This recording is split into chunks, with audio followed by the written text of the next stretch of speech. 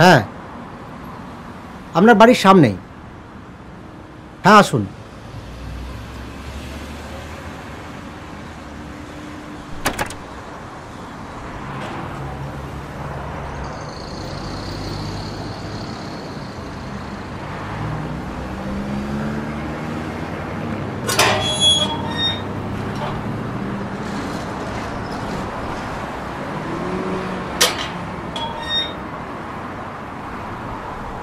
কত আছে জানো দাদা?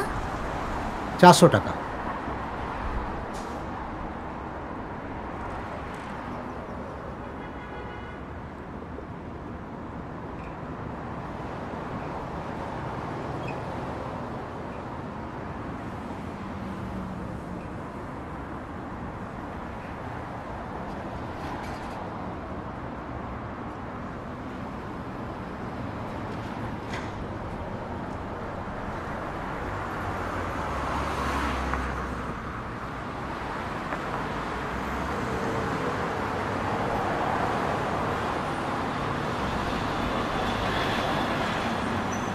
হ্যালো, মিস্টার অনুপম দত্ত বলছেন?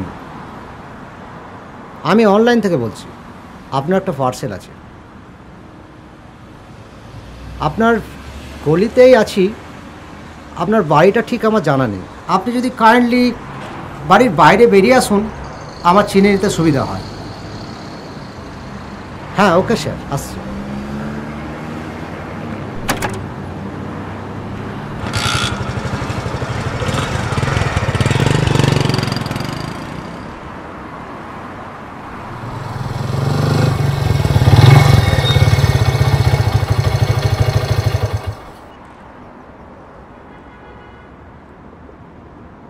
মিস্টার অনুপম দত্ত? হ্যাঁ, পেমেন্ট করা আছে।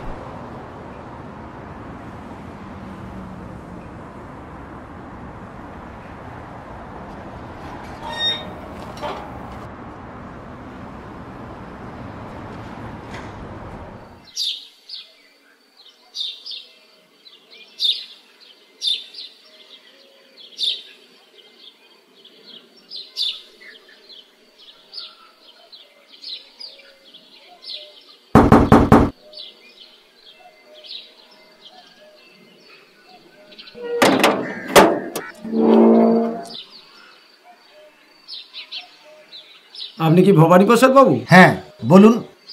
নমস্কার। নমস্কার। মিস্টার প্রত্যুষ রায় বিএলআরওতে কাজ করে। আরে আপনার বন্ধু, উনিই আপনার কাছে পাঠালেন। কি ব্যাপারে বলুন? ওই বিয়ের ব্যাপারে আর কি। বিয়ের ব্যাপারে? আপনার তো দুটি মেয়ে। দুটি মেয়ে আর একটি ছেলে। আমার ছেলের বিয়ের ব্যাপারে। তা আপনার ছেলে কি করে? আমার ছেলে পার্সেল ম্যান। Parcel man? আরে পার্সেল ম্যান জানেন না? অনলাইনে যে মাল আসে সেগুলো ডেলিভারি করে। আরে আসুন আসুন আসুন, ওসব পার্সেল ম্যান টার্সেল ম্যানের সঙ্গে আমার মেয়ের বিয়ে দেবো না। সরকারি চাকুরে ছাড়া আমার মেয়ের বিয়ে আমি দেবো না। আরে পার্সেল ম্যান কি মানুষ না? আর তাছাড়া আপনার মেয়ে তো ম্যাট্রিকে দুবার ফেল করেছিল। আমার ছেলে তো 10,000 টাকা মাইনেও পায়। আরে আমার মেয়ে দুবার ফেল করুক আর 3বারই ফেল করুক, পাস তো করেছিল। আর ওই পার্সেল ম্যানের সঙ্গে আমার মেয়ের বিয়ে আমি কখনো দেবো না। আসুন তো মশাই, আসুন আসুন আসুন, যান। আরে আপনিও যান যান।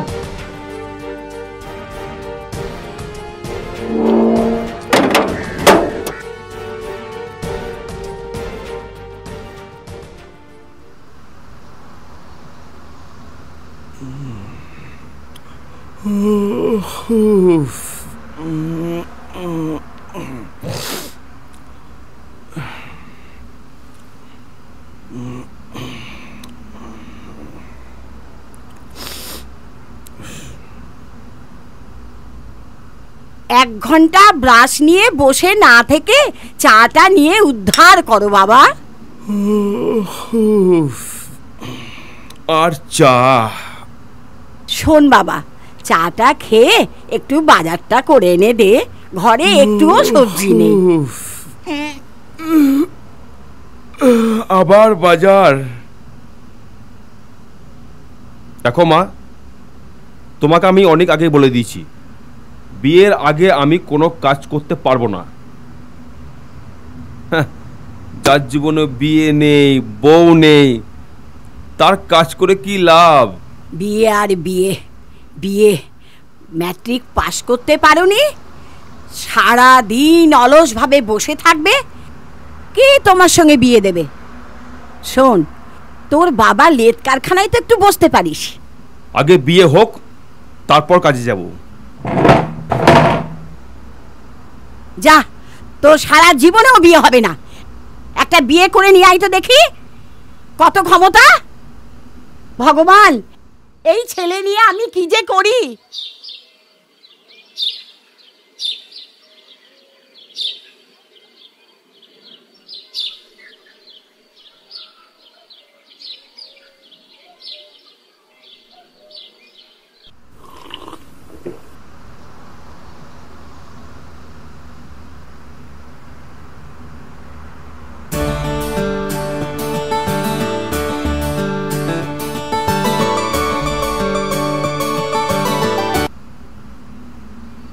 হ্যালো, সকাল সকাল ফোন করেছিস কেন? কাম কাজ নেই তোর? দিনে 5 বার করে ফোন করিস, বল কি বলবি? তোর এই কোকিল কণ্ঠটা শোনার জন্যই তো ফোন করছিলাম। শোনা হয়েছে? রাখি তাহলে। না মানে বলছিলাম কি, আমাদের ব্যাপারটা নিয়ে কিছু ভাবলি? তুই যদি আর একবার এই কথাটা বলিস না, সত্যি সত্যি বলছি, আমি কিন্তু তোর কপাল ফাটিয়ে দেব। কপাল আমার এমনিতেই ফাটা। Hello hello Apu, hello hello.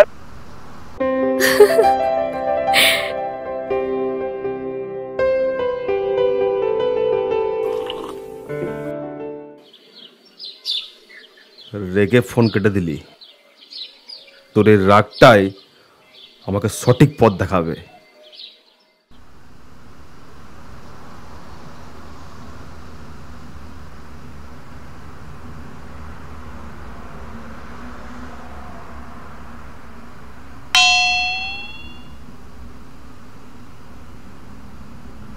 তুই আবার এসেছিস? তোর এই কোকিল কণ্ঠটা না শুনে থাকতে পারি না। দেখ অরূপ, তোকে আগেও বলেছি, আবারও বলছি, আমি ডিভোর্সি, আর আমি নিজের যন্ত্রণায় ভুগছি। তোর এই আসা যাওয়া পাড়ার 5টা লোকে ভালো চোখে নিচ্ছে না অরূপ। আরে লোক যাতে কথা না বলে সেটার ব্যবস্থা করলেই তো হয়। তাছাড়া তোর শাসনটা আমার খুব দরকার। তুই যাবি নাকি আমি ঝাঁটা? যাবো তো বটেই। আচ্ছা আমার একটা কথা শোন, তুই কি সারা জীবন এভাবেই থেকে যাবি? আরে কাউকে না কাউকে তো সঙ্গে নিবি। আমি কি খুব খারাপ? আমরা দুজন যদি একসাথে পথ চলি তাতে ক্ষতি কি? তোকে মার বটনে এক চড়। সারাদিন এ পাড়া থেকে ও পাড়া টোটো করে ঘুরে বেড়াচ্ছিস, কোনো কাজ কাম নেই, কোনো দায়িত্ব নেই। তুই আমার দায়িত্ব নিবি কি করে? আগে নিজে কাজ কর, তারপর ভেবে দেখবো। যা তোকে যা। আমি কিন্তু তোর জন্য অপেক্ষা করব। তুই বললে কাল থেকে বাবার লেদের কারখানায় যোগ দেবো। আর আমি যে ডিভোর্সি, তোর ফ্যামিলি আমাকে মেনে নেবে? সেটা আমার উপর ছেড়ে দে। ঠিক আছে, তাহলে তুই বাড়িতে যা না, গার্জেনের সঙ্গে কথা বল, ততক্ষণ আমি ভাবি। আর শোন, তোর কোনো প্রিয় বন্ধু আছে? আছে তো, পার্সেল ম্যান। আচ্ছা, পার্সেল ম্যান। ঠিক আছে, তাহলে তোর বন্ধুর সঙ্গে আমাকে মিট করা। তোর ভালো মন্দ আগে আমি জানি, বুঝি, তারপর ভাববো। ঠিক আছে, এখন যা, ফুট যা। আরে আরে যা যাচ্ছি। না, যা।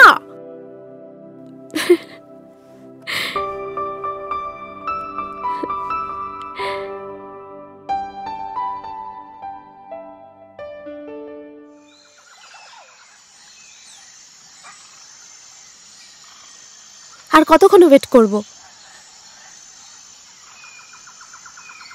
আরে আসবে আসবে, ও পার্সেল ম্যান তো, ওর দায়িত্ব আছে।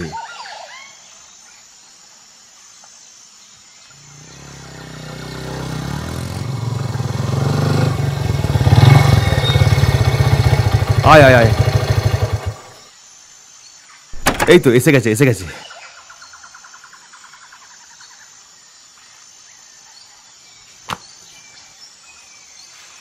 সরি সরি সরি, একটু লেট হয়ে গেল। It's okay.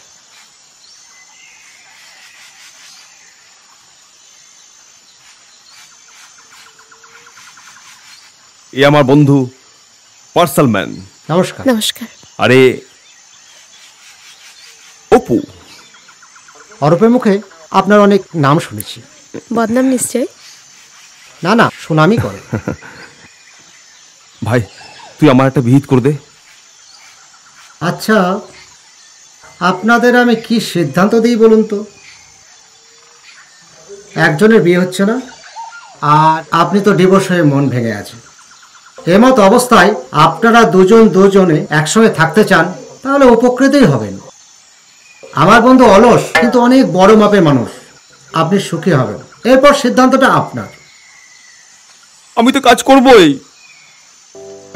দেখুন, আপনার কথা শুনলাম, বুঝলাম, আপনার উপর বিশ্বাস করে আমি এর হাত ধরলাম। জানি না ভাগ্যে কি আছে। আপনাকে অনেক ধন্যবাদ। যাক বন্ধু, তুই আমাকে বাঁচালি। দেখ এবার কেমন কাজ করি, একদম ফাটিয়ে কাজ করব।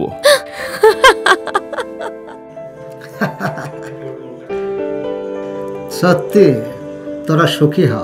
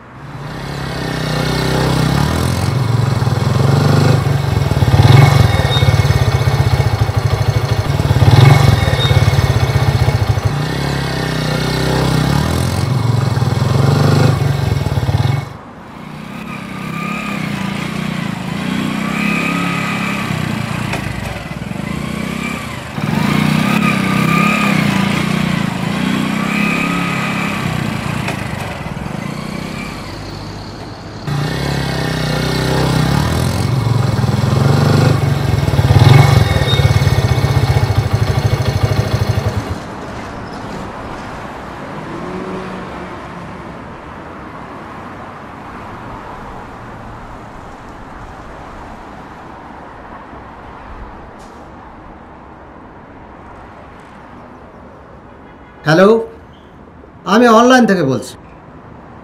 আপনার একটা পার্সেল আছে। আপনার বাড়ির সামনেই। হ্যাঁ, আসুন।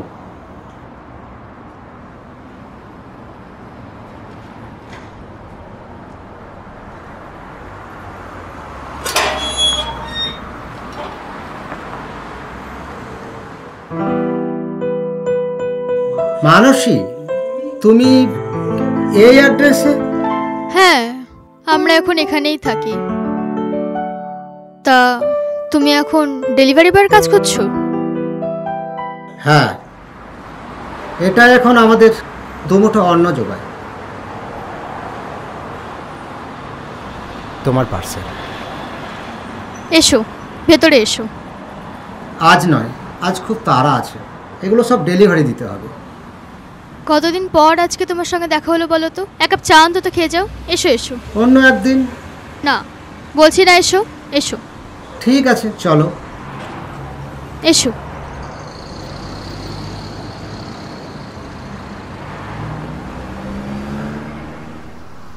এসো, ভেতরে এসো। এসো। বাবা, বাবা দেখো কে এসেছে।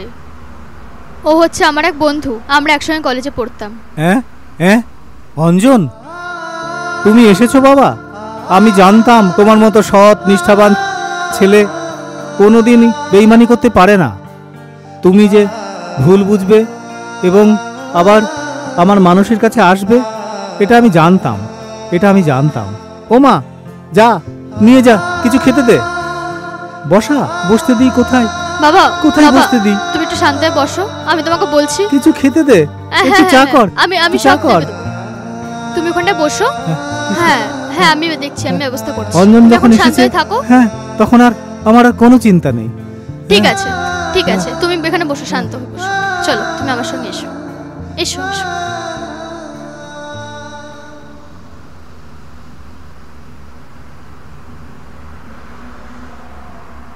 তোমার বাবা? বাবা এখন সাইকিয়াট্রিস্ট পেশেন্ট। কতদিন ধরে? ওই তো গ্রাজুয়েশন শেষ করলাম, তারপর বাবারই এক বন্ধুর ছেলে অঞ্জনের সঙ্গে আমার বিয়ে ঠিক করেন। অঞ্জন খুব ভালো চাকরি করে, আর বাবার ধারণা কি ছিল জানো তো? একজন ভালো চাকরিজীবী ছেলের সঙ্গে আমার বিয়ে দেবেন, যাতে তার মেয়ে জীবনে খুব সুখী থাকতে পারেন। অঞ্জনের বাবা দাবি করে আমাদের কাছ থেকে 10 লক্ষ টাকা। বাবা মেনেও নিয়েছিলেন, কিন্তু বিয়েটা আর হয়নি। তাহলে বিয়েটা হলো না কেন? মায়ের তখন ক্যান্সার ধরা পড়েন। প্রায় 30 লক্ষ টাকা আমাদের খরচ হয়, কিন্তু মাকে আর বাঁচিয়ে ফিরিয়ে আনতে পারিনি। এক প্রকার তখন আমরা প্রায় নিঃস্ব। বাবা তখন অঞ্জনের বাড়িতে যায়, কথাও বলে বিয়ে নিয়ে, কিন্তু তারা তাদের ওই পণের টাকা 10 লক্ষ টাকা থেকে পিছু পা হয়নি। আর ওদের ওই ভাববৃত্তি দেখেই না আমার ঠিক ভালো লাগেনি। আমি নিজে থেকে বিয়েটা ভেঙে দিই। আর তারপরেই আস্তে আস্তে বাবা কেমন সাইকিয়াট্রিস্ট পেশেন্টে পরিণত হয়। এটাই। দেখো, কথা বলতে বলতে আমি ভুলেই গেছি। তুমি বসো, প্লিজ বসো, আমি তোমার জন্য চাটা বানিয়ে নিয়ে আসি। বসো।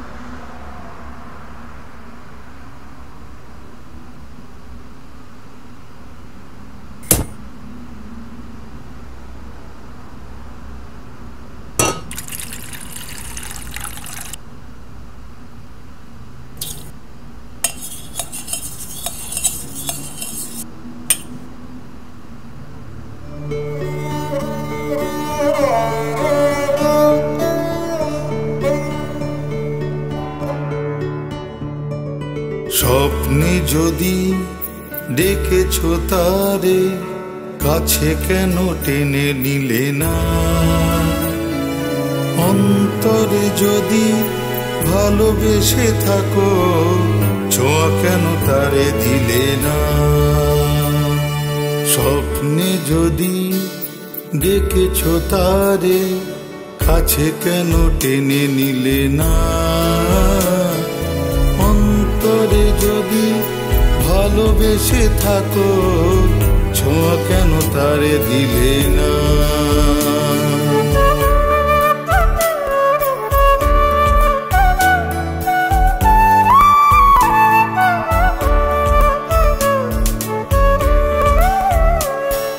জোছনা ঢালা চাঁদনি রাতে, ভাবিনি কলঙ্ক তার।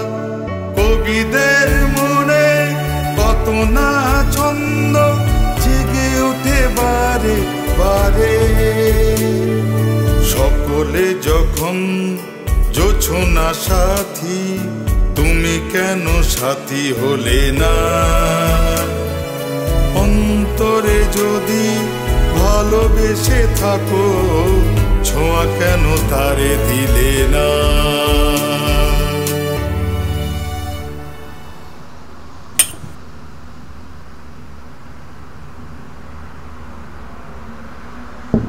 এই নাও তোমার চা।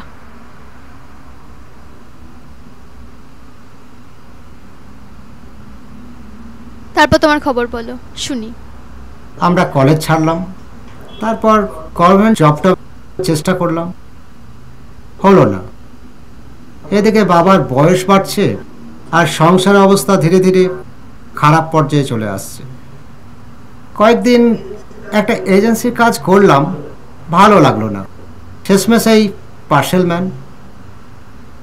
তা বিয়ে করেছো? আমার মতোই পার্সেল ম্যানকে কে বিয়ে করবে? সত্যি, আমরা যখন কলেজে ছিলাম তখন কত মজা ছিল, আনন্দ ছিল। এটা হই হট্টগোল একটু অন্যরকম ব্যাপার। আমি ভাবতে পারিনি জানো তো, যে এই পরিস্থিতিতে তোমার আমার সঙ্গে এইভাবে দেখা হবে। সব কেমন যেন অগোছালো, কেমন যেন সব কিছু শেষ হয়ে গেল না?